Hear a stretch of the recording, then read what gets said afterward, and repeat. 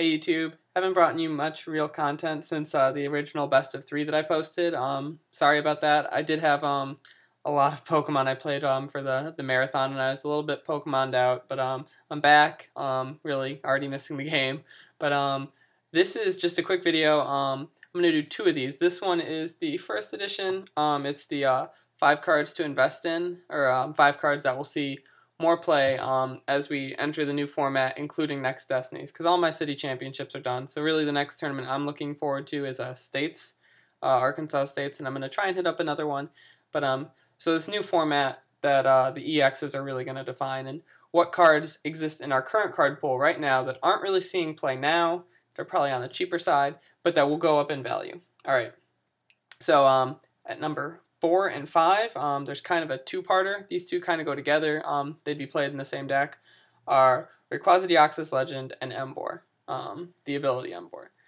The reason that I think these two are going to be really good is, one, first and foremost, Mewtwo EX, as you know, everyone's been saying, is going to be defining the format, or is at least going to be one of the forerunners of the format.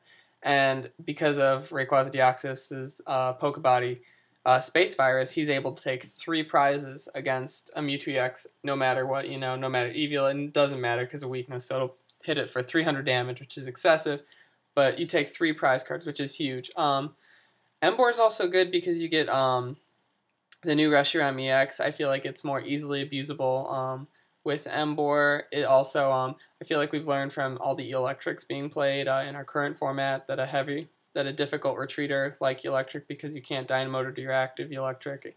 We've learned that switch is effective in this format and should continue to be effective. I predict the electric to still be played, but so Emboar just starts to seem like it fits more. Also, you really need to be damage conscious, I feel like, in this new format with the EXs, and not putting any more damage or damage counters on them than you need to. So I feel like the combination of Reshiram EX and Reshiram, you'd probably still run the regular one. You don't want to be giving up 2 prizes with every attacker you use. So I feel like using those two with Emboar and Rayquaza Deoxys Legend could really make a really potent deck. Some of the drawbacks, however, are you'd have to play Tepig, and looking at some of the decks that are going to be coming up, there's going to be a lot of donk potential using Celebi, a card I'll talk about later in this list, and stuff like that, using Sky Arrow Bridge to get that extra attachment. And we'll see stuff like Tornadus, we'll see Mewtwo EX, Regigigas, all hitting for, somewhere between 60 and 80 turn 1 consistently, as much or maybe more so. I haven't tested enough to say that, as ZPST did. So that's a thing to take into consideration when I do say Emboar is going to be a good card. And number 3 on the list is going to be Smeargle, who is printed in he's printed in Call of Legends as a reprint. I can't remember. I want to say Undaunted or Unleashed. It could even be Heart Gold. I know it wasn't Triumphant. But Smeargle has the ability Portrait. Smeargle, excuse me. Smeargle also becomes a really good Pokemon with Sky Arrow Bridge. For those of you who don't know, and I should have mentioned this earlier, Sky Arrow Bridge reduces the retreat cost of all basic Pokemon by 1, essentially giving Smeargle free retreat. This is really nice, as you could lead with a Smeargle, use Portrait to get a second supporter for your turn or first if you don't have one in hand, and then you could still potentially retreat and attack or eek or whatever you need to do.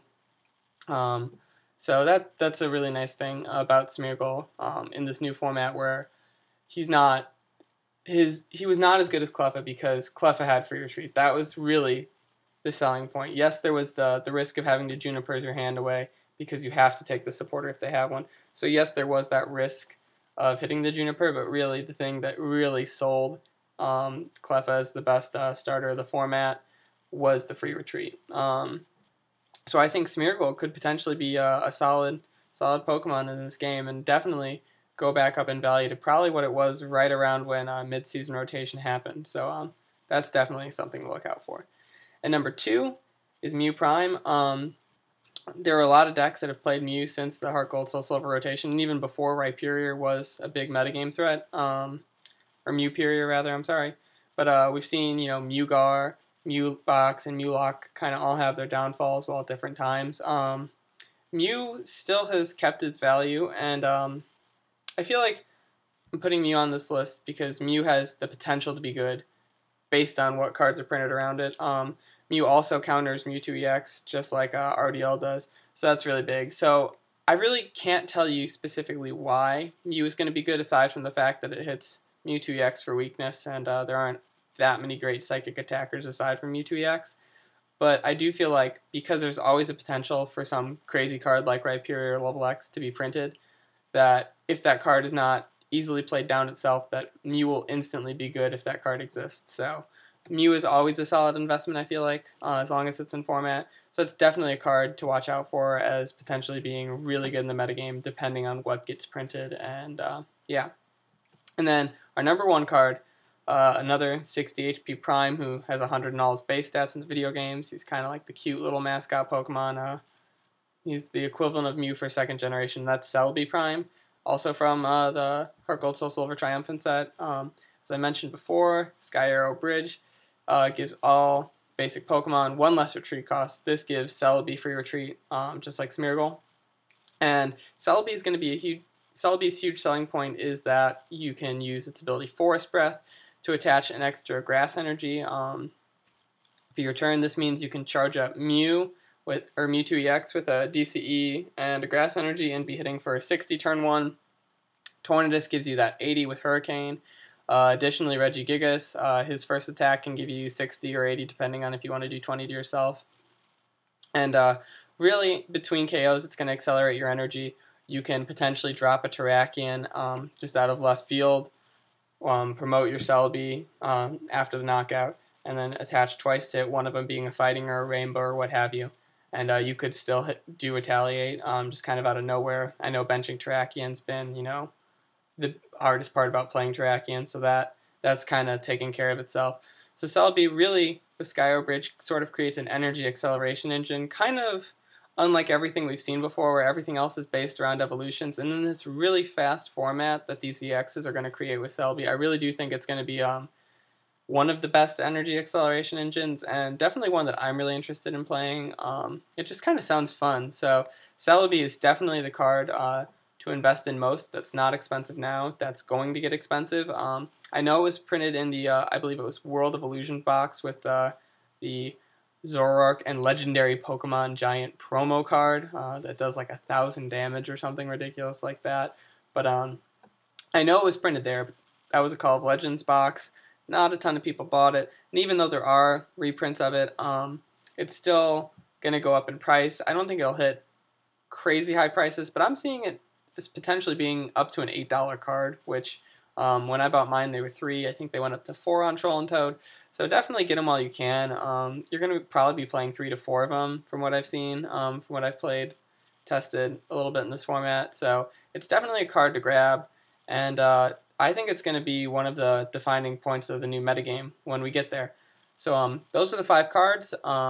Sorry about the video editing. I'm pretty sure there's going to be like a black background because like iMovie's stupid. So those are going to be like black like on the sides of the card, and it's going to be a little weird looking, but hopefully it won't be that distracting. I'm going to try and get better at video editing. I'm pretty new to this. I just started video editing, using software just to be able to do this.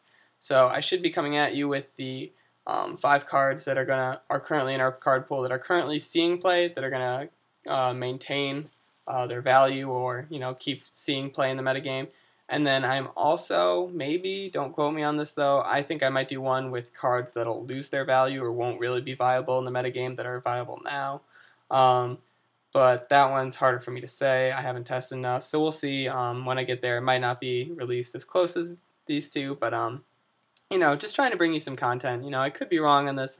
I'm not going to say I'm infallible knowledge-wise, but just something to think about. I definitely am positive that Celebi will be good, and Celebi is receiving a lot of hype. The others are just personal ideas. I know I posted a forum or a thread on the Hey Trainer forums talking about this under my username. It's Adamus Classy. If you're wondering, say hi to me, friend me, or you can phone me if you really don't like me, because Hey Trainer has that. But that's it for me. Hopefully bringing you stuff later. I still have that Jay Hornung battle that I need to post. I need to get the copy of it from my friend who recorded it.